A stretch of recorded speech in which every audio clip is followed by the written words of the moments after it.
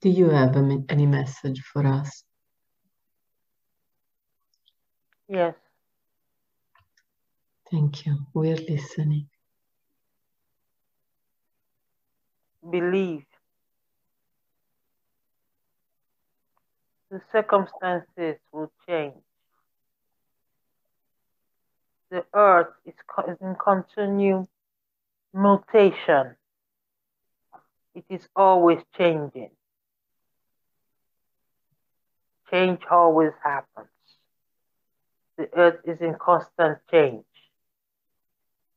And it is changing for the better.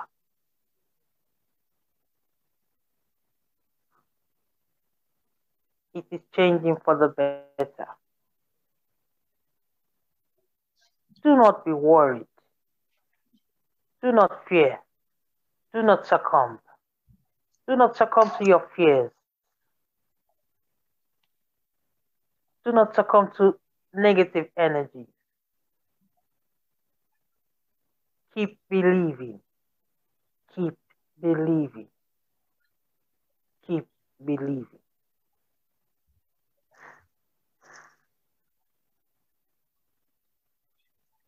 The earth is in great change.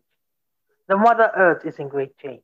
Everything is changing for the better. We are moving towards the new earth. This war is an illusion. This war is an illusion. What actually is happening is that Mother Earth is changing its fundamentals. Everything is changing.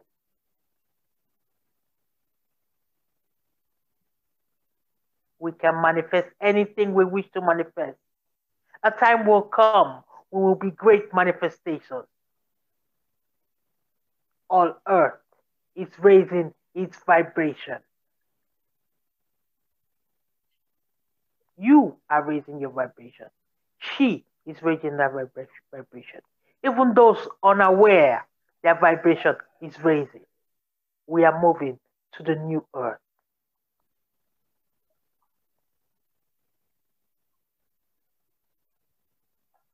Those who will get there sooner or those who will get there later, but we will all move to the new earth.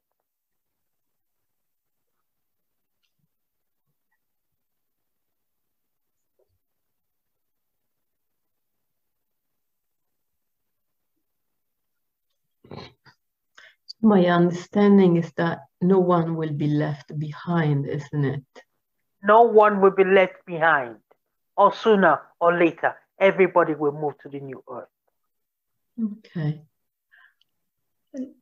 Of course, I'm thinking about those people that are being violent right now and creating disruption and suffering for other people. They will be forced to change their vibration. They will be forced to move the vibration higher. They will be forced to do it. What do you mean forced? Because many souls have come here who just being here make others raise their vibration. Do you understand me? Mm-hmm. Just their presence makes others raise their vibration. And all these other negative people will be affected. So they will be forced, knowing or unknowingly, their vibration will rise gradually. Everybody will move to the new earth. Okay. So we don't need to get worried about what is happening right now on Earth. No. We don't have to be worried. Okay. We don't have to be worried. Those who are in the war now, it is because they have chosen to be part of that war. It is their collective karma. It is their collective karma. I think last time you also said that there will be other wars. Is that right? There are already other wars coming out. But that is because they have chosen to be in this war.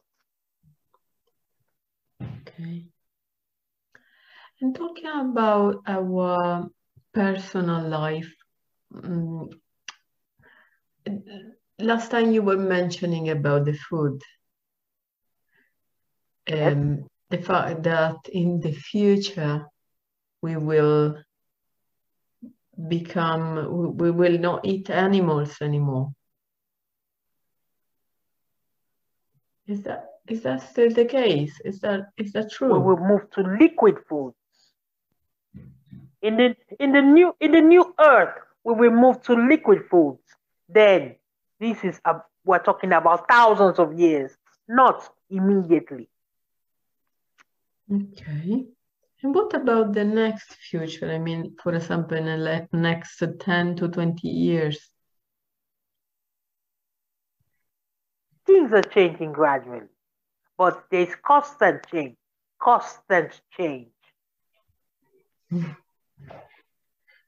Do you think we should stop eating meat? Ah, that is a very good question. We should all try. We will reach the point where we will not eat meat. You know, those animals, they have their own karma, and eating their meat, we take on their karma. Especially animals killed violently, raised violently.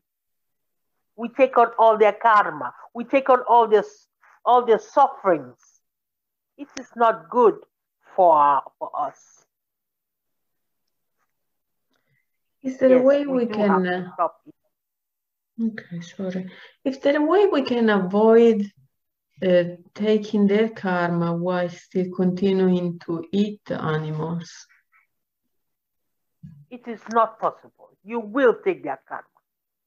If they live, they grow up happily, they die happily. Those animals, you have to know, they have chosen to give themselves to humans, to nourish us. That is their karma, to nourish us. If we eat them and they grow in joy and happiness, then it will be good for us. Okay, so it's not about eating or not eating meat, but it's more about not being violent toward animals and giving them the happy It life is that they it deserve. that they deserve. It is both. We have to get to a point where we will not have the urge to eat meat. We will get to that point in thousands of years, naturally.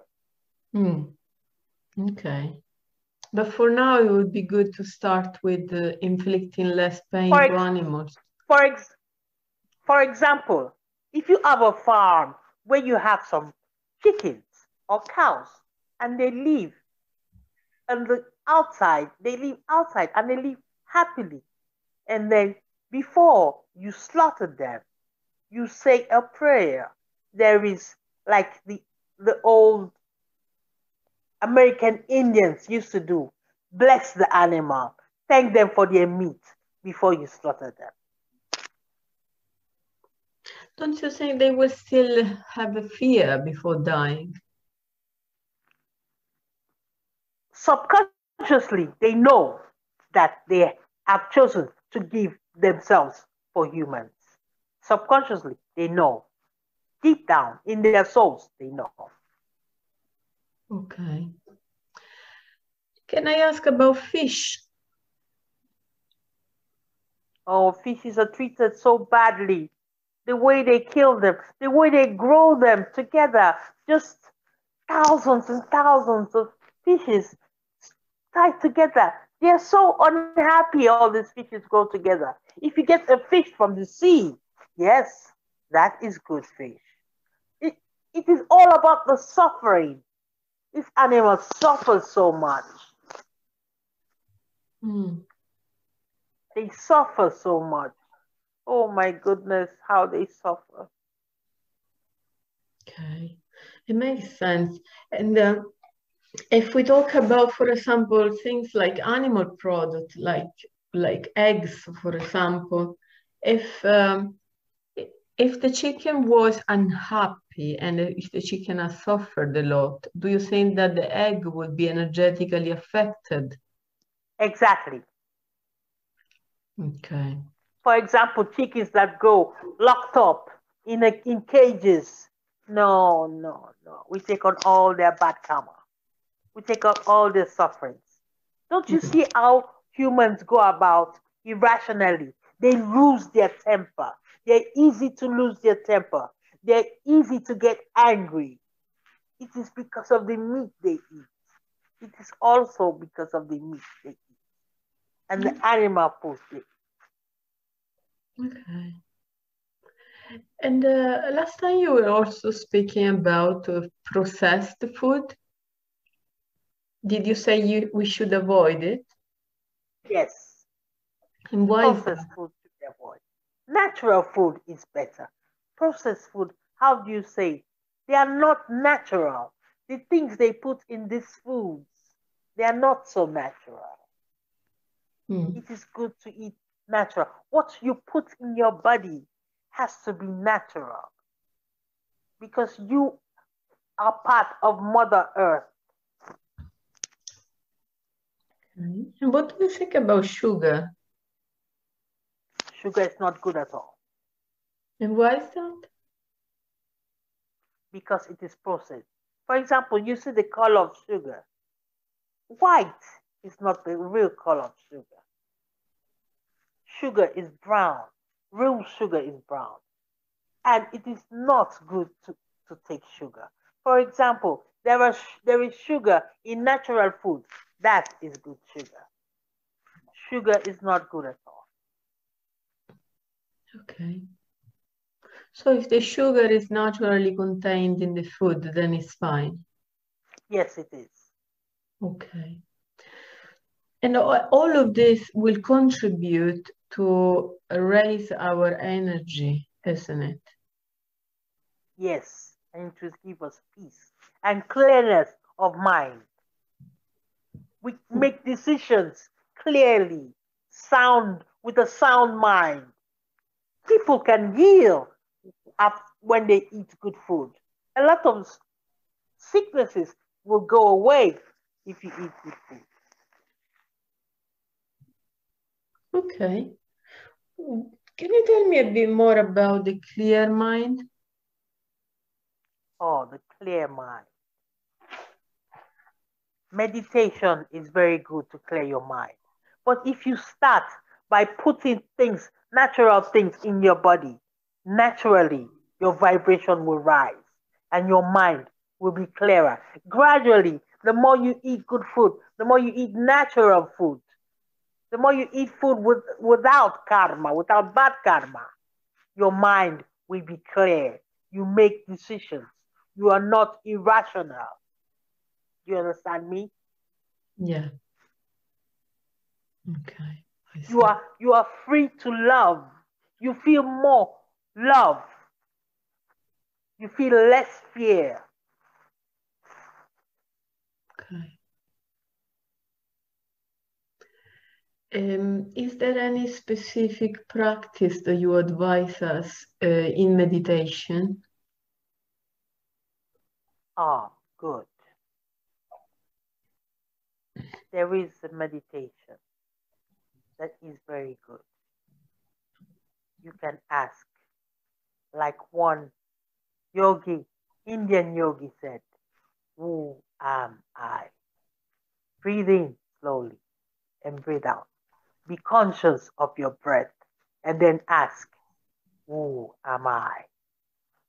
Then your higher self will tell you who you are, will show you who you are, because you are part of Source. And that essence will come out. Okay. What about people that get distracted while trying to do this practice?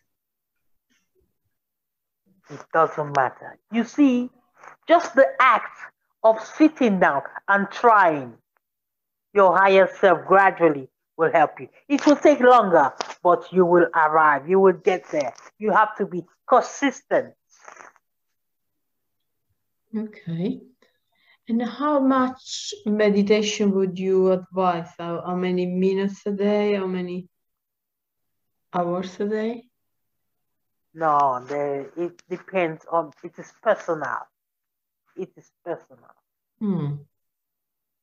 Do you think that we could meditate while doing other things, or do we really need to take time off without doing anything? We have to take time off and silence our mind and our body. Okay. So I'm just trying to get a general advice for everyone.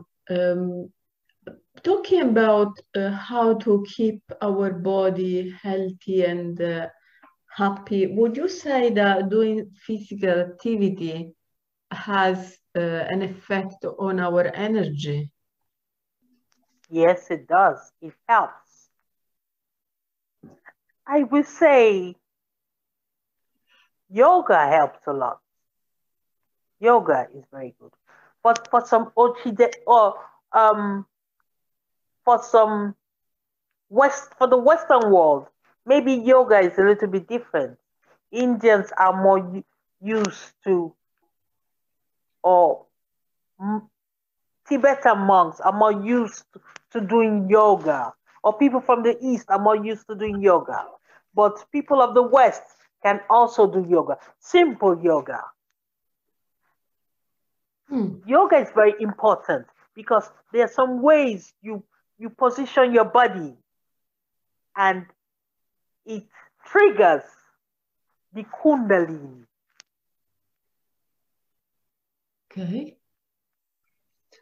Is there uh, any other practice apart from yoga?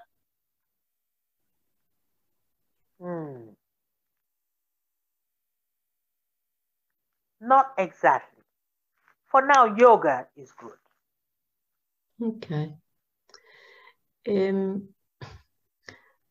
No, I don't know if I can ask maybe a specific question about, for example, anything like Tai Chi. Exactly. Even that is good. Okay, perfect.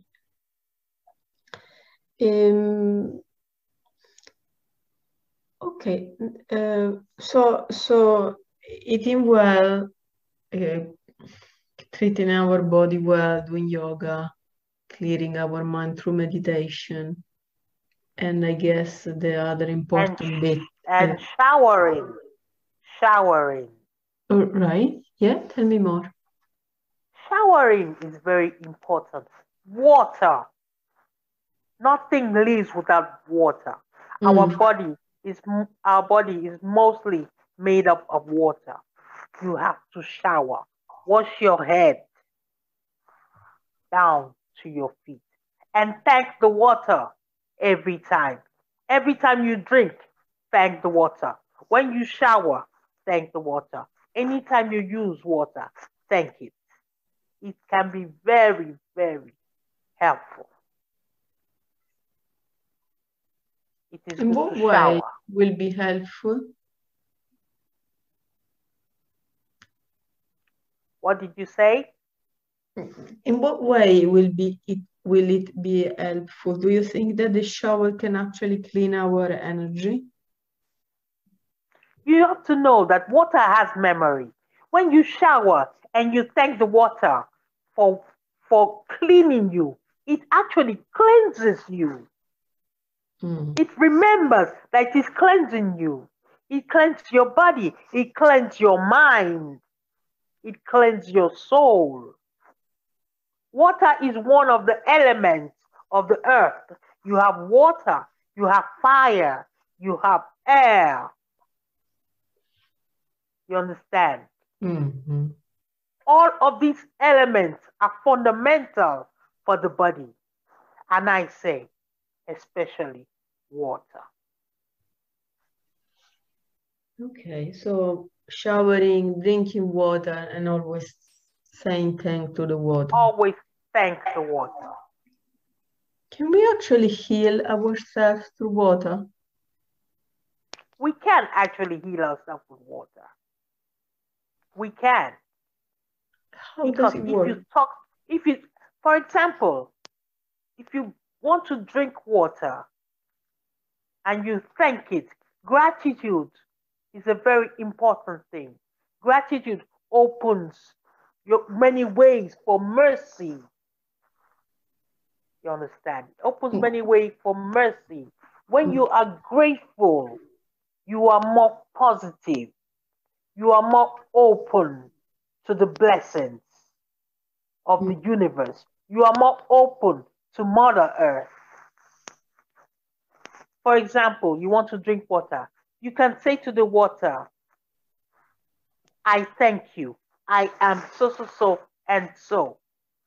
Constantly, if you do that every day, whatever you want will manifest as long as it aligns with the blessings of Mother Earth, as long as it aligns with positivity. So, so how does it work? Can you give me an example of what one could ask? For example, could you say, please water, heal me from my back pain or anything like that? You can say, please, for example, please water, heal me from my cancer. And the water will heal you. Yes, it can. It can. Because your body is mostly water. You understand? And your body responds to the water, the healing you are asking of the water that is coming into your body. And what if you doubt that this may not happen? That is a very, very, that hinders. It hinders a lot. But you have to believe. Thought is reality. What you think is your reality. So how can you make your faith stronger then? Your faith can be stronger. It is simple. You can start with simple acts. Saying thank you. Please strengthen my faith. You can say to the water, please strengthen my faith. Help me to believe in what I am capable of doing. You can say that every day. You have to be constant. You have to be constant. Every chance you have, just say to the water and just believe. You have to be constant. Gradually, you will find yourself believing. It will become easy. But you have to be constant.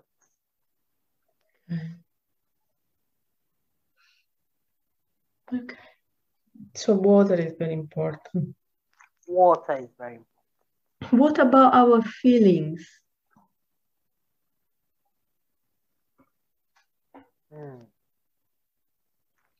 For that, we can ask our spirit guides. We can ask our guardian angels to help us. To help us to feel their presence. To help us to feel their love for us. To help us to... We have light within us. We have the source within us.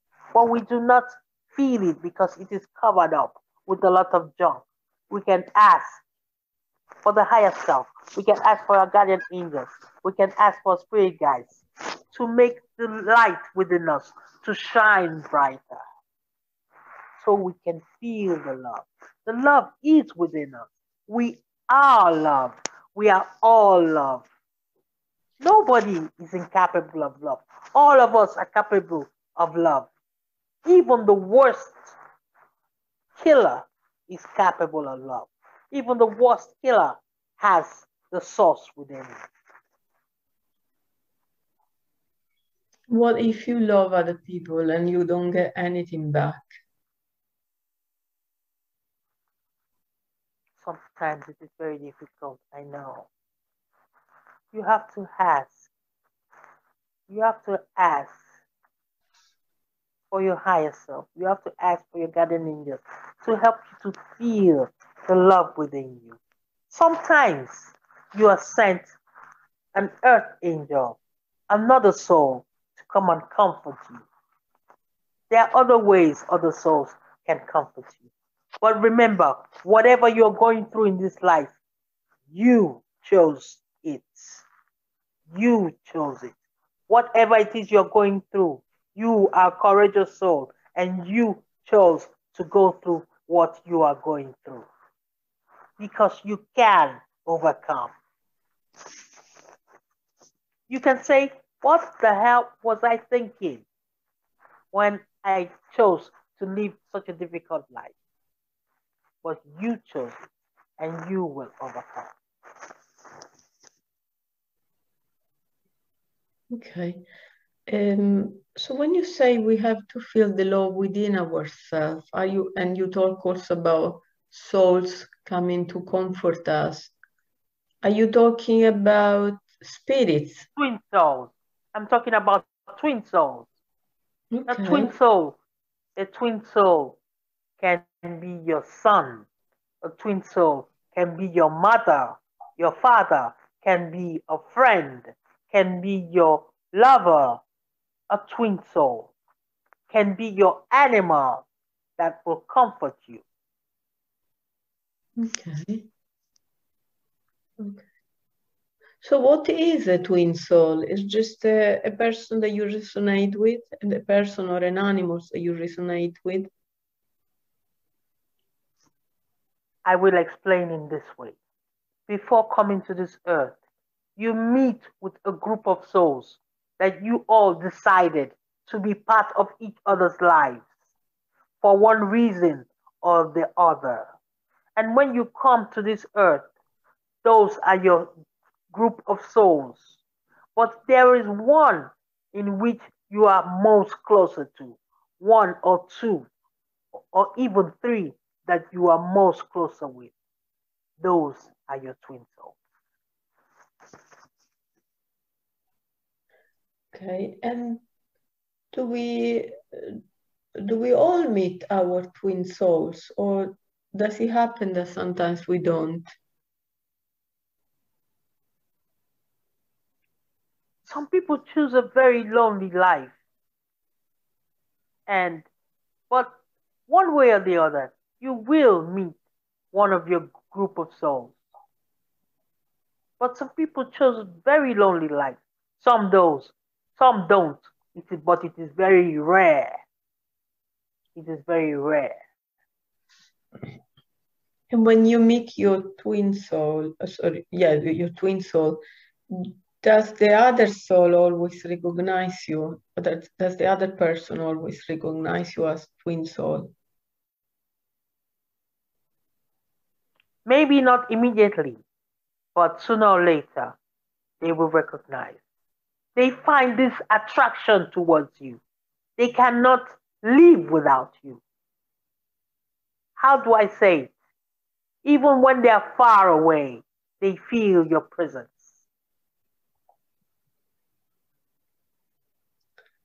Okay. And how can we make sure that we recognize them when we meet them? You will know. You are about to meet one of your twin souls. You will know.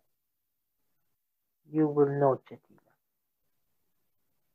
You will know. Okay. Well, I think I've met a few already. Yes, that is true. Can I ask you the difference between a twin soul and a twin flame? Actually, there's not much difference. It is just a twist of words. On this earth, you use a flame like a lover or things like that. But it can be a lover and it can be some other character. It is just a twist of words. There's not much difference. Okay. And another question about this soul family is, what is the energy characteristic that make us meet and understand each other when we meet? Is it that we have the same energy, we have the same frequency? What is the... You have the same frequency. So Sometimes your team twin flame might have a frequency a little bit higher or a little bit lower, but you can connect easily. You can connect easily. Okay.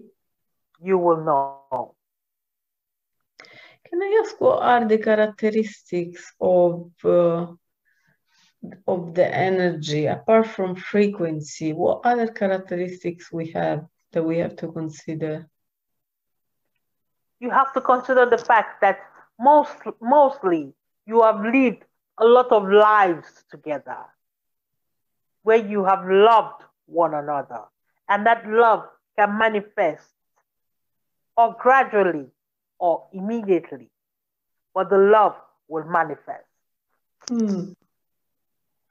So if you have loved another soul in another life and then you meet again in this life, I guess you will recognize that person somehow, isn't it? Consciously or subconsciously, yes, you will. Okay. And what happens at an energy level when we love each other? How do the two souls become bound to each other? What does it happen? What exactly do you mean? Is there anything that happens at an energy level when we love someone?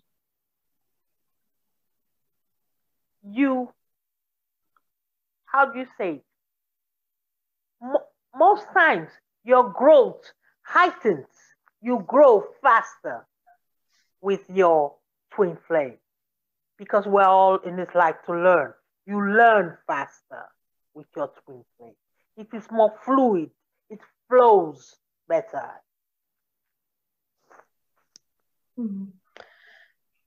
Does it mean that you will go get on well with that person, or may also be that you will have troubles with that person and then that will help you to grow?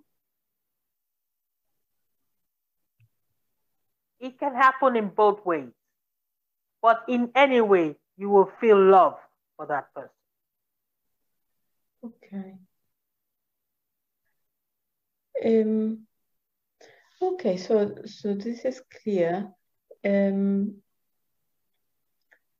this is another way in which we can, as humanity, raise our vibration by loving each other, isn't it? Yes, exactly.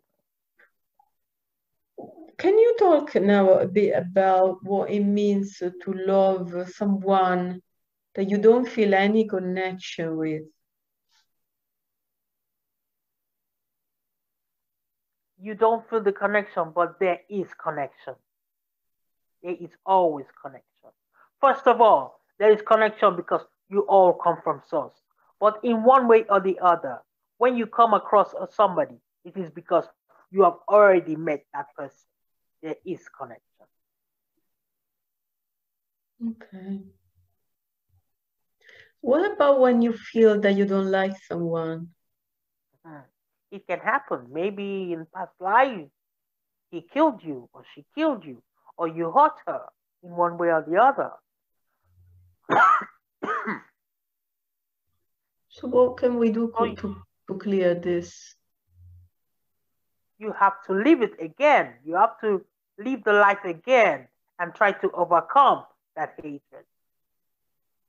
It has to happen again and again and again and again and again until you resolve the problem. Can we solve the problem without this happening so many times? Yes, you can head for mercy. You can ask for sublime mercy. You can ask for grace, particular grace. You remember I told you the other time about prayers. Prayers, there's a place where all prayers are held together and listened to. Prayer is very, very important. You can pray. You can ask for mercy. You can ask for grace. and So it will be granted. for example, can you ask for a karma to be erased? It is very, very possible. Yes, you can. Okay. But you have to ask with your soul. You have to ask from within you and ready to make the change.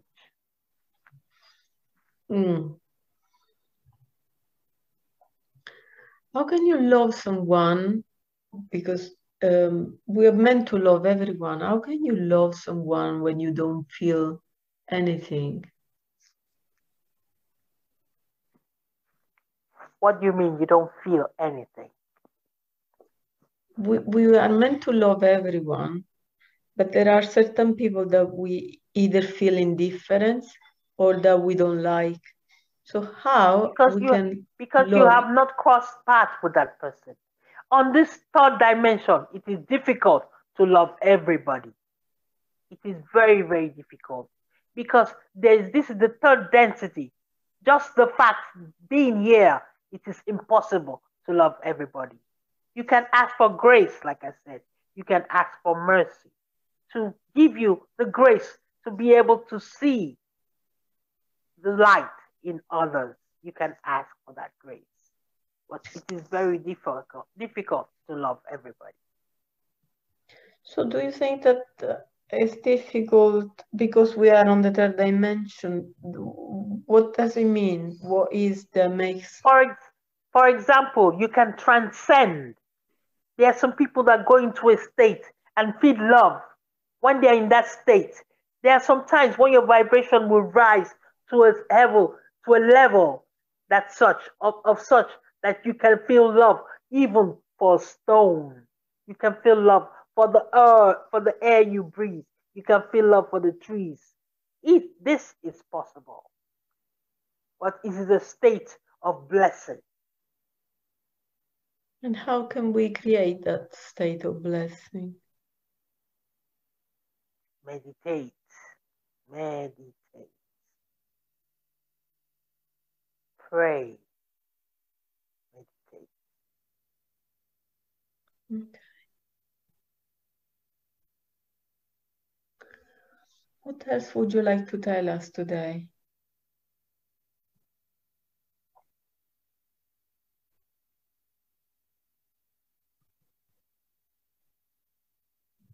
I want to say, whatever you are going through, do not blame others. Never blame others for what you are going through. Because whatever you're going through, whatever it is, you asked for it. You can say maybe, what was I thinking? Was I crazy? You knew. Sometimes you were told, don't you think it is a little bit difficult to take on this task? You said, no, I want to take on it. So know that you chose this life. But if you feel you cannot move on, you cannot go on with it, ask for grace. Ask for mercy. It can be granted. Ask for your karma to be shifted. It can be granted. But don't blame others for what you are going through because you chose. Okay, that is very important, isn't it? Because it gives you power to change your life as you wish it rather than putting your power on other people in good or in bad, isn't it? Exactly. Okay. Can And I I want ask? her to know the last thing. I Yeah. want her to know that she is loved. She is very loved. She's a special soul. And what we said about the Akashic records will come to pass. You will walk on the Akashic records. Perfect, perfect. Can I ask with whom have we been speaking until now? With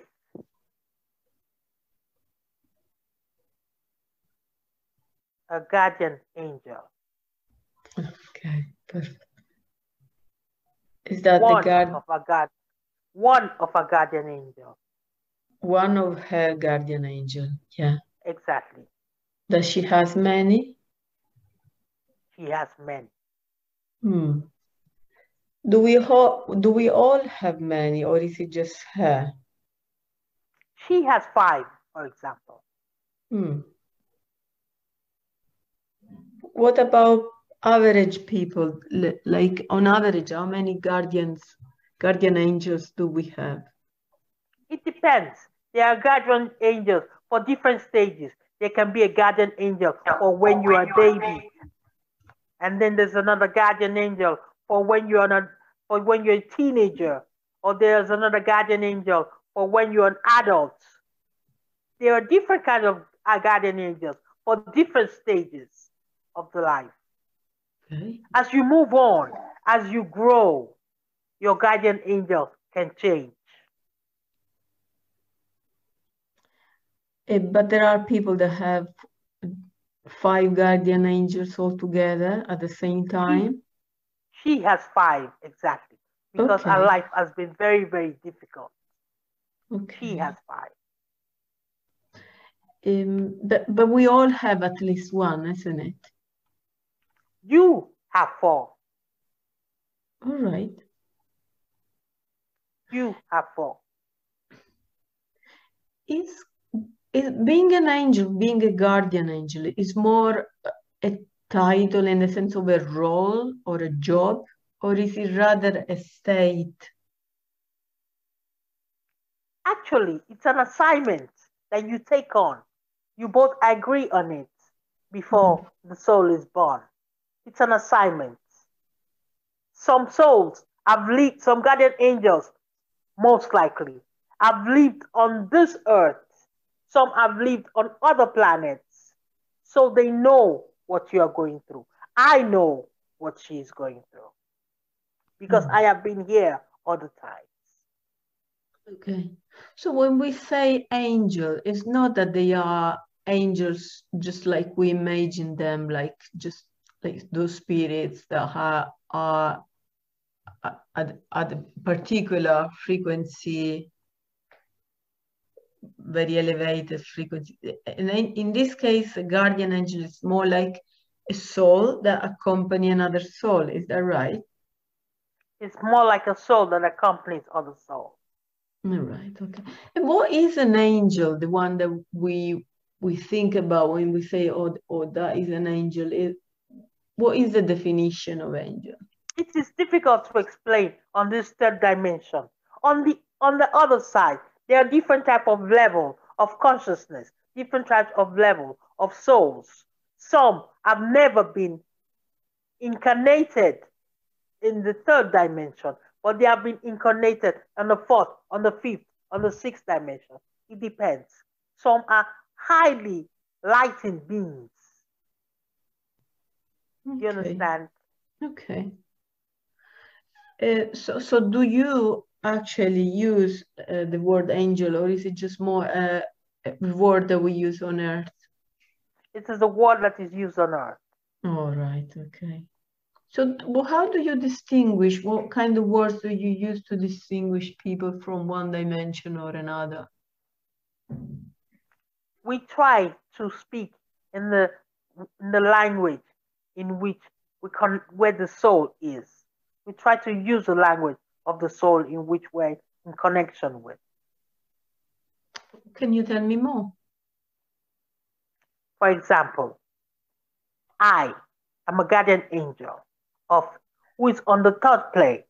So I use the languages in which she can understand, in which the third dimension can understand how I explain the souls, so that this third dimension can understand.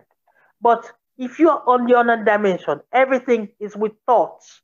You do not use words, and it is easier to understand and explain the different levels of soul in which in this world you cannot understand now. And can I ask what dimension are you from? I am at home where where you all go to. I am at home. I am not in, how do you say it, in the dimensions. I am on another plane where you call home. Can you tell me more about this home that you mentioned? Home is where all souls go when they leave this plane. Home. There are different kinds of home. How do I explain it to you? There are different types of level of, for example, there is one in which is called Patra. Patra is a home where spirits of higher, most higher vibrations go to after they have finished the reincarnation cycle of the third dimension. There are different kinds of home. I don't know. She does not have the words that I can use to explain it. Okay, that's fine. Just trying to understand. So when we incarnate, where do we go in between lives? In between lives, you go home. Some people don't get to that home. There are some people that go in a, how do you say it, limbo, and they get reincarnated all over again. But naturally, usually, we have to go to a place called home. And what do we do when we are there? What do? We live. You don't need food. You absorb the light. You live. You live with the energy of the atmosphere. You think with your thoughts. You use your thoughts. You can be anywhere at the speed of thoughts. It is a very peaceful place. There are libraries, there are ponds, rivers, anything you wish for. There are. You live there with just the strength of your thoughts. Whatever you can do, you can create a home with the power of your thoughts. Do we have emotions there? Feelings? For sure, you have emotions, but you have all good emotions. So we do not feel sad? No, you do not feel sad.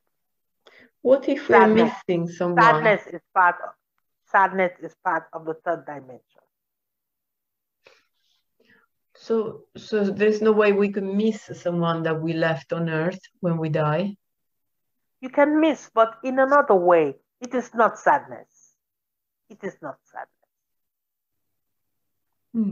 Can we be sad about things that we have done, just like we regret because we haven't done well on earth? I'll give you an example. A soul lives on this earth and does a lot of, how do you say it, bad things. He's wicked to his wife.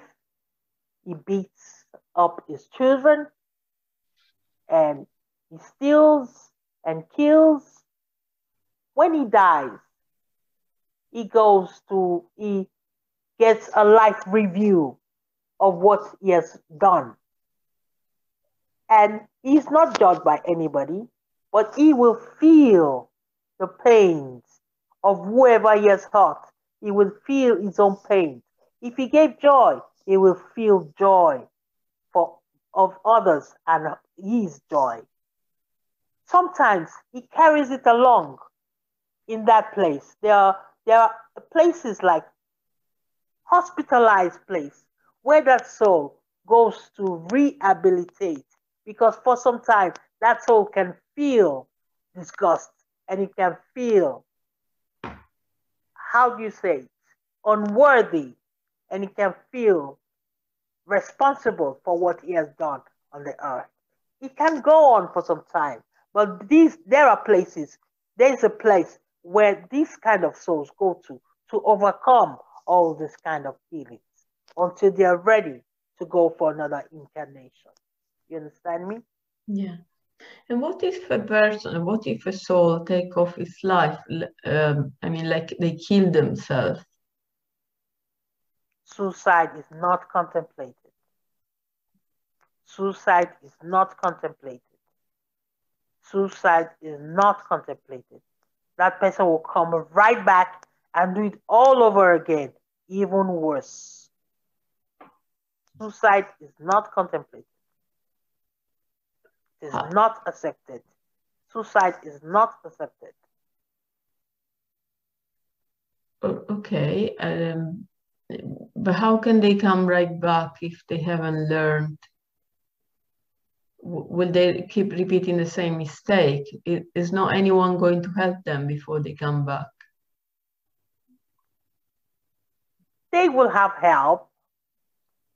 They will have guardian angels that will help them and try to make it impossible for them to kill themselves again. Another thing. What I want to say, you can always ask for mercy and for grace. Mm. But usually, most usually, that soul has to come back almost immediately to repeat. Can it happen that a person asks their guides to leave the earth without killing themselves, but that person maybe doesn't want to stay on earth anymore, and they ask to go away? Some Buddhist monks already do that. Some Buddhist monks in India, some monks can do that. In Tibet, some monks can do that. And ask, I would like to go home. And they just sit and leave their body.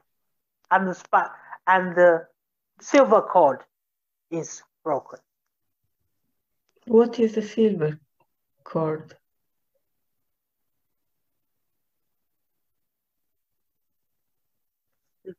The silver cord is what keeps you attached to your physical body. It is never broken unless you die completely. What do you mean you die completely? Can you die partially? Yes, you can leave your body and go. For example, those who experience near-death experience, the silver cord is never broken. Okay. And why do they experience the near-death experience? How does it happen that they don't die instead? They don't die completely? The near-death experience is a phenomenon that these souls have chosen to go through to be able to help others who are here believe that there is life after death. It is a way of keeping faith in the life after death. Is it true that when you have a near-death experience, your soul can be exchanged, that someone else can come into your body and you may leave? It is not possible. It is impossible. No one can take your body. But, there are walk-ins. But this is an agreement that you have made with the soul, with other souls before coming to this earth. Mostly, it is not possible that someone else, some other entity, takes your place without your, how do you say it? Permission? Permission. Okay, so it has to be an agreement done. It has to be an agreement. Yes, exactly. Beforehand, okay. So we were talking about people taking their own life and other people asking, for example, if someone that is not a monk, just like a normal person, is very tired of living and they want to die, and they ask for you. They ask their guides to just end their life, but they won't kill themselves. Do you think that guides at some point they may just do it just to help them? It is possible, but maybe they have an accident after asking such a thing, or maybe an heart attack. Something has to happen. Mm-hmm. Is it true that before coming on Earth, we kind of plan some way out on which we can actually die, just in case things do not go according to our We, plans? we do not only plan one way out, we plan so many ways out. There are a lot of exits, different kinds of exits, different stages where we can get exit, not only one. Okay. So can it be a conscious decision that at some point someone say, I actually want to take my next exit? It is something you have done before you were born. No, but okay, but if I planned a number of exits and then I'm tired of being here and I say, I say to my guide, can I just take my next exit, please? You can. Okay. Okay. But Okay, I don't want I want to specify. I don't want the idea of wanting to take an exit. It's used as an excuse. Suicide is not permitted. Mm-hmm. Okay, this is clear. All right, so when we finish the whole cycle of incarnation, where do we go after that? We go to other worlds if we want to go. Mm-hmm. We move to other worlds. Or some decide to stay on the other side and be guardian angels for others coming in. There are so many options. Okay. Is there any point in which you, for example, if you come from another dimension, is there any point in which you go back to that dimension? Yes, it is. There are some who are on the fifth dimension, and from that fifth dimension come to the third dimension. You have to understand that there's a vastity of options which souls can endeavor in. There is a vastity of options. So many options. Can I ask how many people on Earth are currently coming from higher dimensions? I mean, like, just to have an idea, is it like the majority, the minority? What is the percentage of people on Earth coming from higher dimensions? I can say 15% of the world population. Is coming from higher dimensions. Okay. Exactly. Is there anyone coming from lower dimensions than the third, actually taking human bodies? That is almost 40%. And there are a lot. Right. So 40% of people incarnated right now on Earth are actually coming from dimension lower than the third, which means the second and the first, isn't it? Exactly. The second. The second, okay. Okay. Do we have any dimension that is lower than the first? Is there a zero dimension? how do I explain? There is a -0 dimension. Do you know that? -0. There is. I don't know how to explain it in this. There is a dimension that is an idea. Okay? An idea. It is not physical yet. It is only an idea. An idea, you said. Yes, an idea. I don't know how to explain it to you. An idea. It has not come to life yet. Right. It's an idea. Okay. So 40% of people on Earth are second dimension. And they mostly live in third world. In the third world.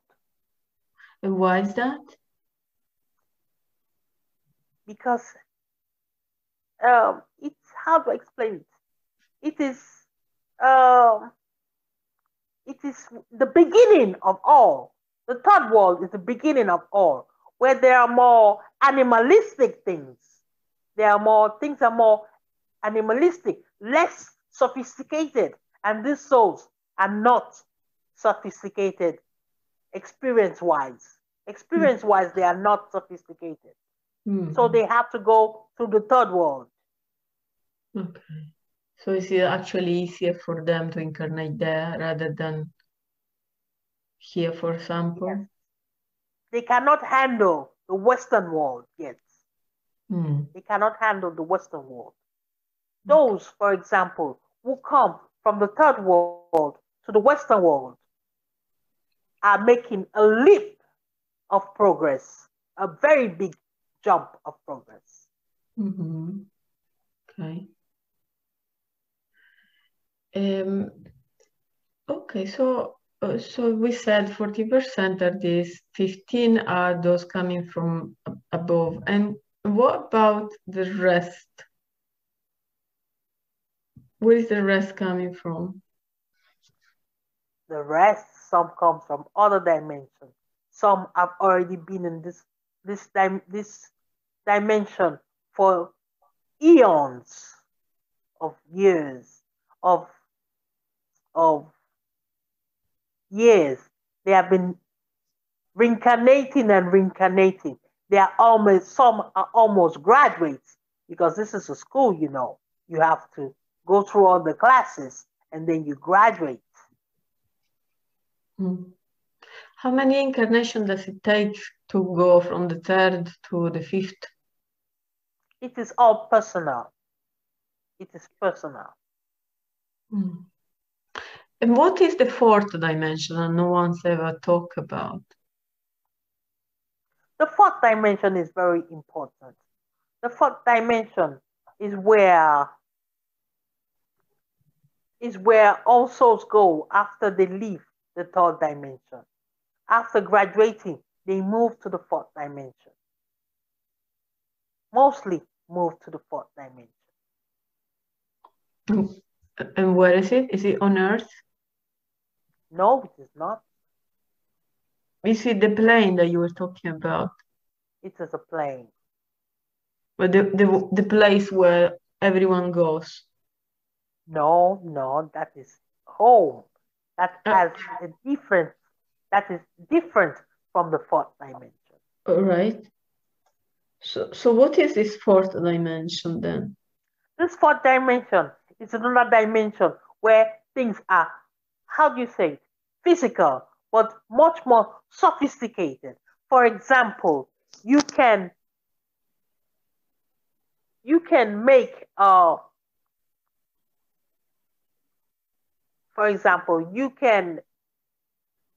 a room, and in the room create a plane where it is bigger than the room. But in the fourth dimension, that plane that is bigger than the room can stay in the room. I don't know how to explain it. Things are much more sophisticated. So it's a dimension in which there are not the same rules of physics that we know here. Exactly. There are not the same rules of physics. Okay. And is it on Earth in the sense that, I mean, physically, is it physical, first of all? It is physical. It can come to Earth, but it cannot stay on Earth. Okay, For so example, Mm. for example, there are spaceships that have come to Earth from the fourth dimension. Mm. Okay, but they cannot stay on the on the third dimension. They can deteriorate on the third dimension, so they Right. have to leave. Okay. And where is it? Where is the fourth dimension? It is on another plane. When you say another plane, what do you mean, a plane? I mean, for example, you need a portal to go from the third dimension to the fourth dimension. You need a portal. Hmm. It is quite sophisticated. It is different to explain. Okay. You need a portal. Okay, and is the fourth dimension, you said the fourth dimension is a physical place? Yes, and it is is. and is not on Earth? No, it is not. Is it on another planet? On another dimension. It's on another dimension, but they have a physical place, right? Exactly, exactly. That follows other rules. Other rules. Okay. And how do you awaken the Kundalini? And what is this Kundalini that everyone speak about?